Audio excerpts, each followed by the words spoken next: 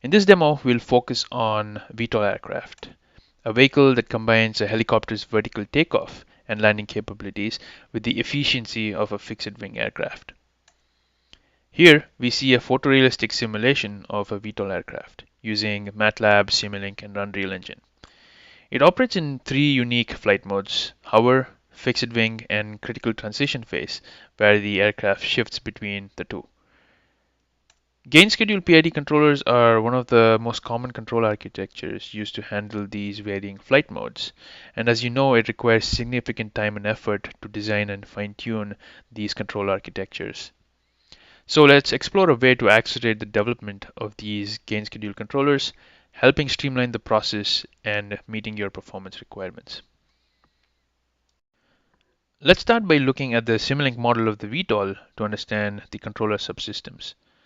We have the VTOL's digital twin that includes the plant model with aerodynamics and propulsion. It receives actuator and control surface commands from the autopilot and provides the UAV's state and sensor data. The autopilot subsystem here has two main controllers, one for the multicopter mode and one for fixed wing mode. We then have the tilt scheduler, which is crucial for managing the VTOL's transition phase between the multicopter and the fixed wing flight modes. This subsystem governs the behavior of the front rotor's tilt during both the forward and backward transitions. And finally, you have the scheduler that blends the fixed wing and the multicopter control actions and decides which one gets down to the plant. Our focus today will be on the tilt scheduler, which uses a gain schedule controller to manage the front rotor's tilt. And here in the forward transition, the tilt angle is controlled to move the front rotors from pointing straight up to the forward orientation needed for the VTOL to enter fixed wing flight. And in the backward transition, the UAV's forward velocity is controlled down to 0 to reach a hover by controlling the tilt of the front motors. Now, tuning this gain scheduled controller manually requires a significant time investment to set up the system at different operating points, adjust the gains for each transition, find a way to store them, and schedule them when the VTOL is in operation. Now, instead, you could use the Gain-Scheduled PID Autotuner block to simplify this whole process by automatically tuning the PID gains across multiple operating points without opening the feedback loop. You can store, look up the PID gain values based on the scheduling variables and breakpoint data, and automatically write them to the PID controller. So how does the block work? At each operating point you want the gains to be tuned. The block works by injecting perturbation signals of different frequency profiles at the plant input and measuring the plant output during a closed loop experiment. Once the experiment finishes, the block computes the PID gains based on the plant frequency response estimated at a few points near the desired bandwidth. Now let's go set up this block for the gain scheduling process. First, in the Autotuner tab, we will choose a bandwidth of 10 radians per second for the controller to allow transitions to complete in roughly 200 milliseconds. We also set the phase margin to 60 degrees to balance the overshoot and robustness. Next, we can configure the signal injection settings. And we can inject different types of signals here, such as sine stream or superposition or pseudo-random binary sequences.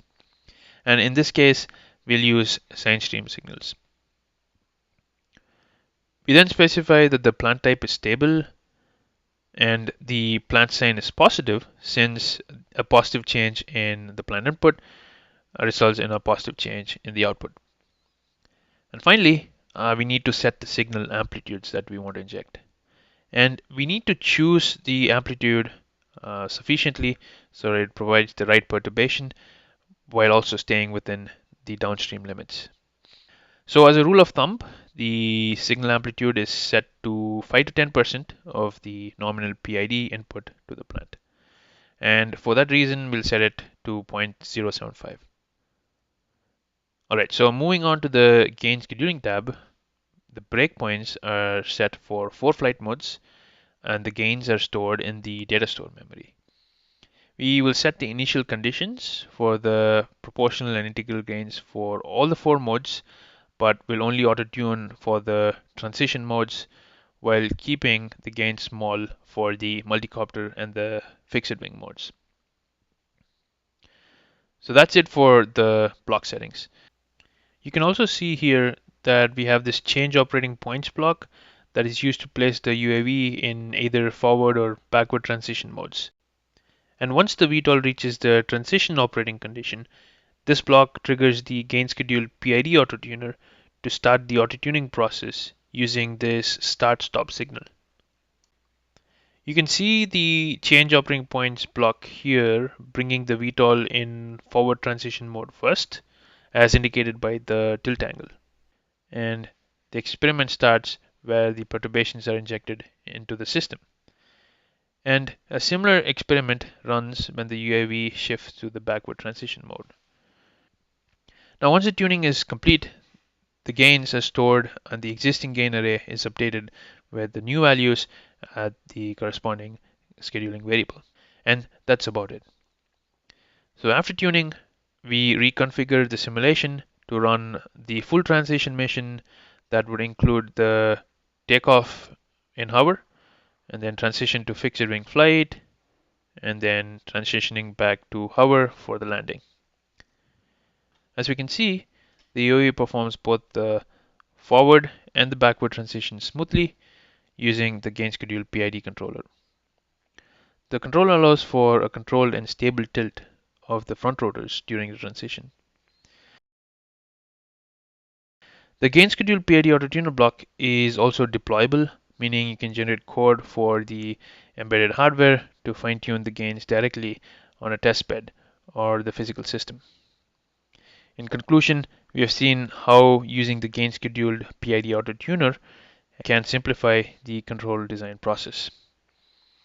It helps save development time and, most importantly, ensures stable and efficient transition control for the VTOL.